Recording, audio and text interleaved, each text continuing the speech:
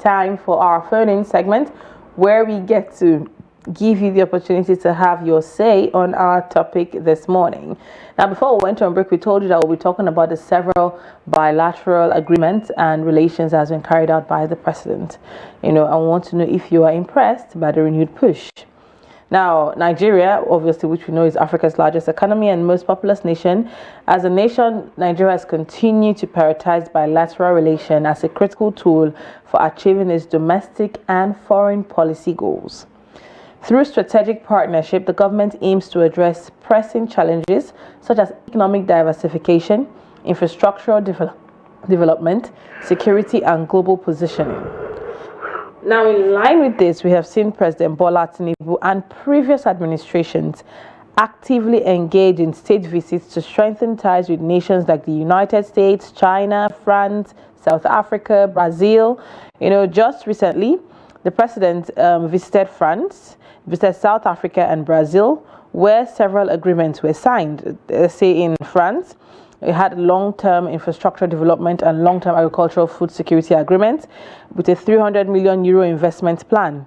We also had a Nigerian financial institution expanded to expand their presence in France, with Zenith Bank opening a branch in Paris. We also had an agreement in South Africa, and we had in Brazil as well. But the question we have for you this morning is, what's your thoughts? Are you impressed with the push? Are you impressed with the efforts made by the president to have, agreements with international bodies and other countries to better and diversify our economy and boost security and food production and agricultural, production? Do you think more needs to be done? Do you think, we need to step away from these bilateral relations and look inward? Can Nigeria really look inward a lot more? What are your thoughts? Well, the phone lines are open. The question and the phone lines will be displayed on your screen shortly, so do well to call us and share your thoughts with us. All right, just to provide a bit more context, the conversation is not whether we have domestic issues or not. It's about how to draw positives, from some of these trips.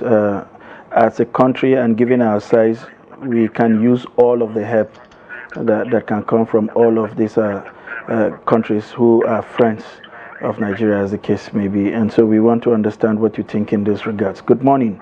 Your name and where you're calling from. Good morning. Good morning, sir. Can we have your name and where you're calling from?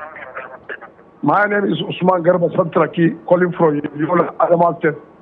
Mr. Usman, can you kindly speak up and stay away from your TV set so we can have a conversation? Thank you. Are you hearing me? Yes, we can, but your voice is further away from your mouthpiece. Okay, sir. Hello? Yes, please go ahead. Sir, the issue of the day, as you have already rightly pointed out, is book. But it has become a routine for any president that comes to be globetrotting to various countries in the north, seeking bilateral attraction for Nigeria. But at the end of the day, nothing comes out of it. It has become a routine. If you have, I know you are aware, with previously the former president, Muhammadu Buhari, went to about more than 50 countries in the world in the name of seeking bilateral relations with Nigeria. But what does that come out of it? It's absolutely nothing. And in the same thing with the current administration of the current president. In less than 2 years, he has visited among not less than more than 10 countries, to my understanding, in the name of bilateral relations with Nigeria. If all this could be translated into reality, Nigeria would have been a better place for all to be. Imagine in more than 30 minutes, I saw a report on this issue of power something. In less than 1 year or less than 10 months, the national grid collapsed 12 times. What are you going to do? Thank you very much. Why are we waiting? So we have to put that a lot. We have to put that a lot. Seriously, this country needs as we are now, we need some good Samaritans. All of us, irrespective of party affiliation, religious inclination, and so on, we have to stand for Nigeria. Nigeria is in their need of rescue. And that's my case. Thank you very much, Abdullahi, for those perspectives. Usman, thank you, from Adamawa. Thank you very much for those corrections. I like some of the salient points that you made in your contribution. One is the fact that we have always done this. The last president, as you tried to put on record, traveled several times, over a dozen times in his administration. And the question really was, what did it translate to? We will look at some of those benefit from those trips shortly as we go on with this call. But let us take another one. Good morning. Your name and where you're calling from? Good morning. My name is Shetima Yakudima, calling from Maiduguri. Good morning, Shetima. Mr. Shetima. Good morning, Lilian. Good morning, Shetima. How are you? I am fine, thank you. It's good to have you on the show. I love that you're careful. Thank you very much. That was the idea.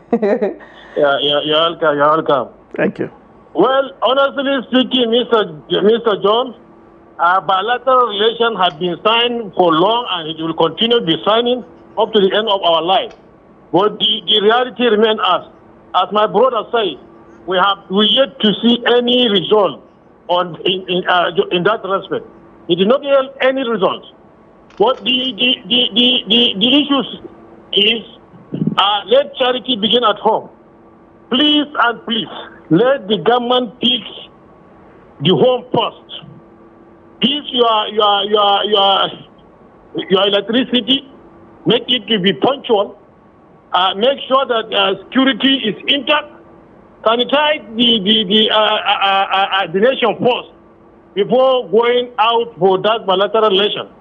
All these countries that they are signing bilateral with them, they pick their country. They pick their country. They don't have any problem before they start looking for partnership in just trade or whatsoever. Please and please, look, we don't have lights. Security is not there. The whole country was just in bad shape.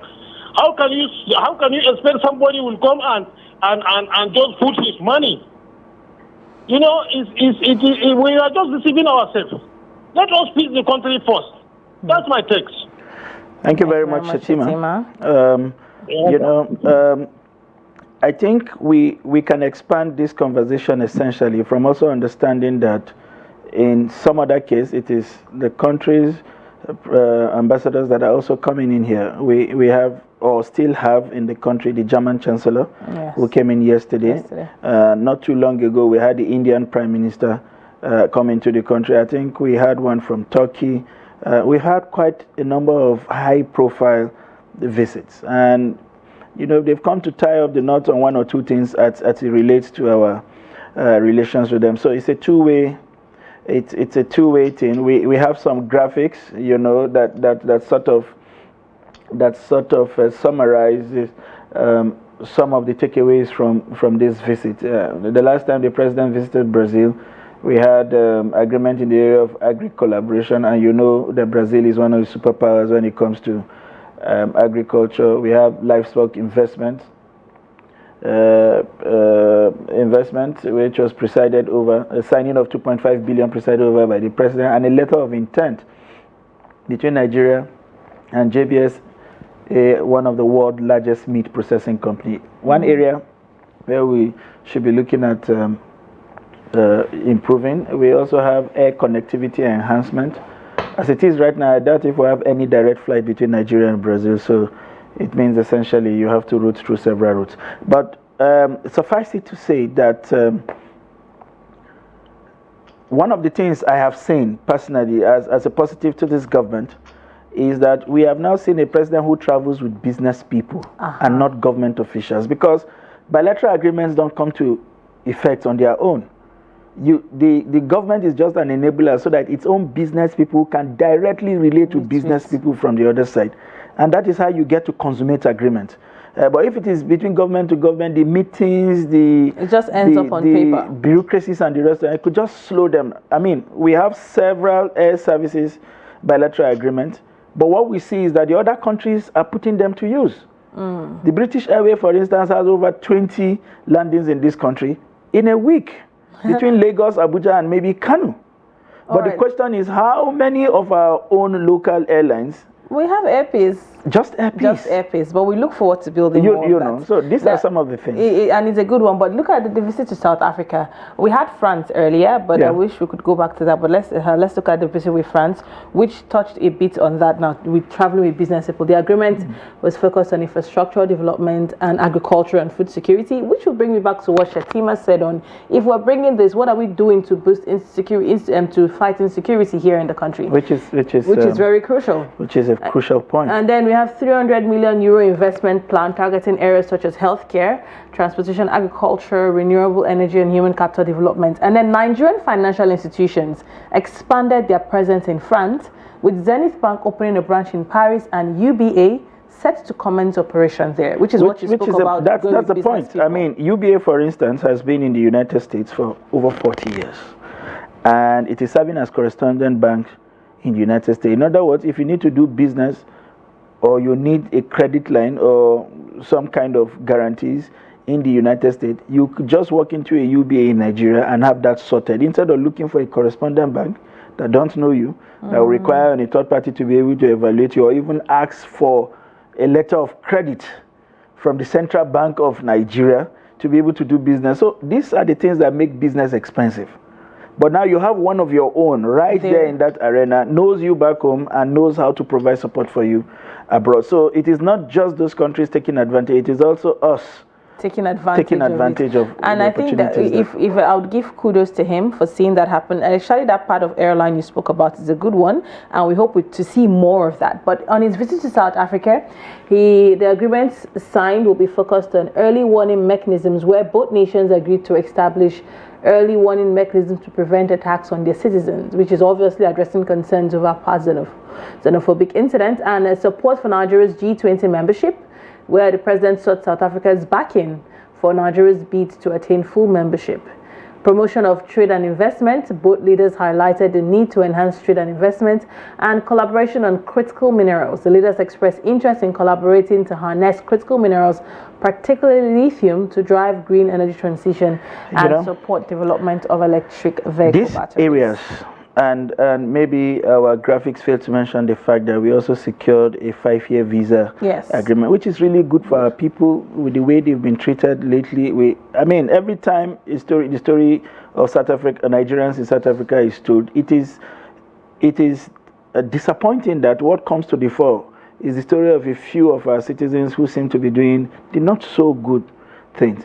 But the South African medical services, the South African teaching profession is heavily impacted, positively impacted by Nigeria's contribution in that area. You go to South African hospital, a good number of the doctors they have are Nigerians. No story is told about these people and what they are contributing to the South African society. No story is told about the genuine business people or even the students.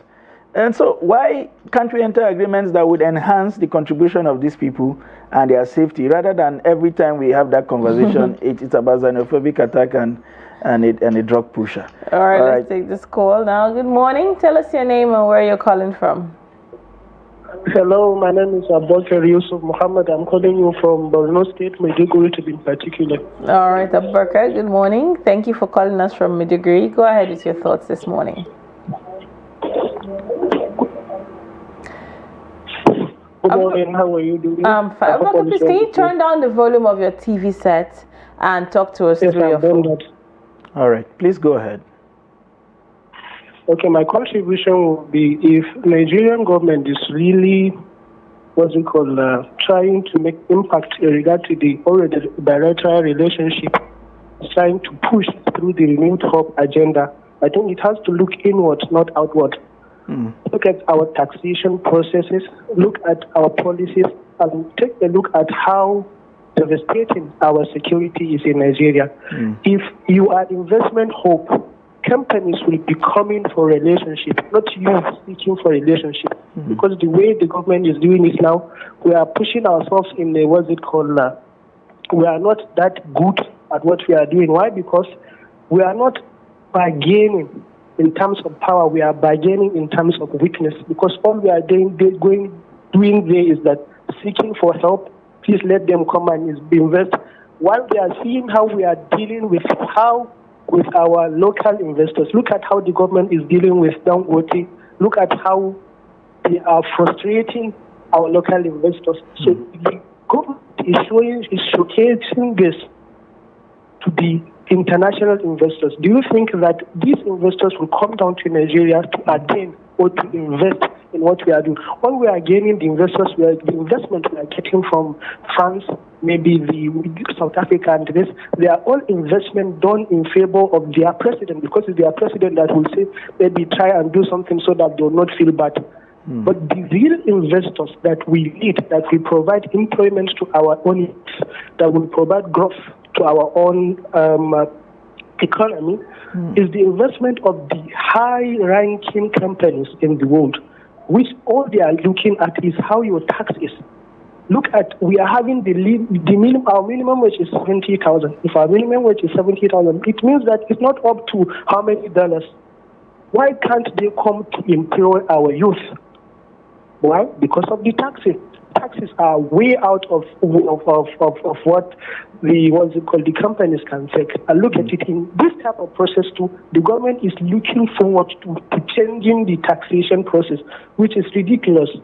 In particular, I think I appreciate the effort of the president, but I think the people that are closer to him should please tell him the reality, because sometimes he's caught up of reality. Let them tell him the reality, that he should please come to see what we, the people of Nigeria, really want. We don't want him to be traveling. Look at the field he spent, and look at the money he spent for his travel. We don't want all this money to be spent elsewhere. Let him come back, invest that fund to seeing the processes and the policies and the key things that should be enhanced with that money, and not seeking for roaming about the world while the result is zero. And so also I would like to, the renewed hope agenda should really look into the advice given by the professionals, especially by the NEC, especially by professionals that are into economy, so that we'll at least appreciate what we have and at least push down the effort of the president and see it a reality. I think this will be my contribution. Thank you for Thank you so much. Thank you so much. And I can't agree less with most of the things that you said that we needed to do. There's no doubt that we need to get ourselves ready, fix our house, and go to this negotiation table from a point of strength rather than a point of weakness. Rather than show up like we are begging for support, we should show up as partners who are bringing to the table something that is mutually beneficial to both parties. You know, like you said, we have our businesses and business people wanting to invest in these countries, which the bilateral trade helps to boost. But why can't we create an enabling environment here for these companies to also come and invest? We're having national grid collapsing for the 12th time. There's no stable electricity, no enabling environment for businesses to thrive. But businesses will also tell you that there's a business opportunity. We could get something towards that. Yeah, so every problem is actually a business opportunity. It depends on how you sell this material. I don't think that we can pretend to show the world what we are not. They sort of know so much about us than we do ourselves. But like some of the callers have said, it depends on what you put on the table. There are other people who have very lofty ideas. There are research works that are sitting on the shelves of research institutions that are begging for funding. And we are not the only ones asking for this funding. So we cannot also pretend that because we have something very good, people will just walk in here. We need to go sell ourselves. But like the callers have said, we need to choose these strips and we need to make them count. We can't be jumping around everywhere and everywhere in the name of trying to attract FDIs. Good morning. Your name and where you are calling from.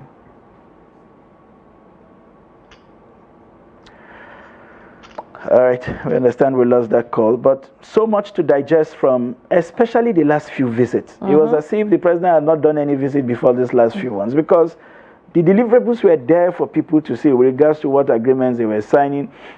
I mean, with the German president yesterday, he was talking about how they are looking to Nigeria to help fill their migration spaces.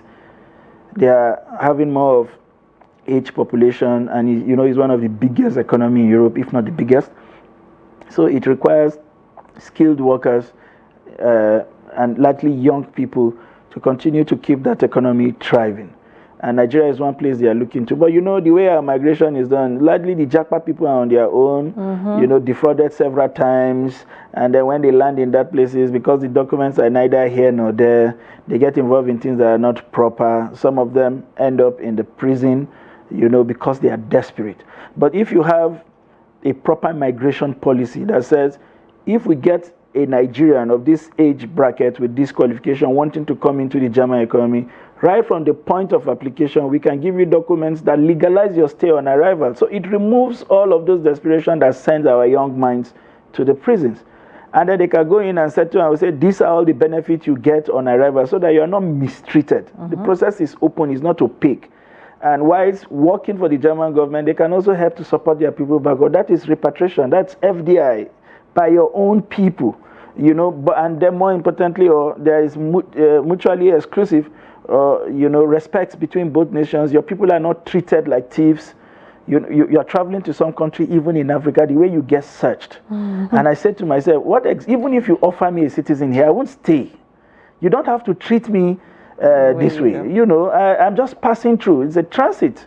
And you are making it look like the mere fact that you appear there with a green passport suggests that there's something criminal about your person. They search you like they're looking for something you are hiding that the scanners in their systems cannot find. It is only bilateral agreements that can restore our dignity as a nation and make us earn the place that we truly deserve as one of the world's most populous black nations. So these things are not out of place. We will continue to do them because we do not exist in an island and our people are everywhere.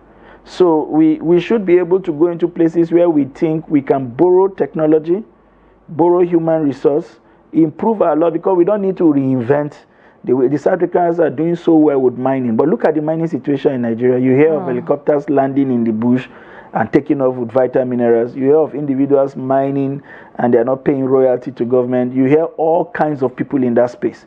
These guys have been able to clean it up. So we should be able to learn some lessons from them. I'm happy that you said, agreement was part of it. the question is regarding transparency and how opaque this agreements can be. The president has made several trips, and this particular one is one that has been transparent enough for Nigerians to see the agreement that has been made. But the problem and question that always comes back is, how will this be implemented? When will this be implemented? Will Nigerians see the dividends of it? Will Nigerians get to enjoy the benefits of it? Is it just going to end up in papers? Like it or not, the previous administration made bilateral agreements too. Like it or not, it came out, we saw it. But was it implemented? The painful thing about the previous agreement is you travel so much with government officials who are big on talking and very small implementation. So now he's traveling with business-minded people. We hope to see a difference, because Nigerians are already used to. Nigerians have this doubt about the government saying that this is what is being done, or business people. They always find the interesting thing is for government to understand by itself that it is just an enabler. It's not a player. Allow people who have the money and the intent to do the B2B, the business-to-business agreement, and implement. And you almost see that France, for instance, is a major airplane producer. One of the problems we have, even yesterday, we had one running off the skidway. We should be able to strike agreement with some of these manufacturers that give us something that with a long repayment term, with easy maintenance, so that even with all of these dollar difficulties, we can repatriate these planes for regular maintenance and keep our airspace safe. And that sector is largely dominated by private players. The government is only largely a regulator in that space. That's how agreements are implemented. But if you leave it at the level of government, it's all noise. Under the Buhari administration, we signed an agreement with China for a yuan exchange that was supposed to help us buy products, Nigerians buy product directly from China using the Chinese yuan rather than change to dollar, lose some money, then change to yuan. Then if you want to repatriate, you do all of that. What did we do with it?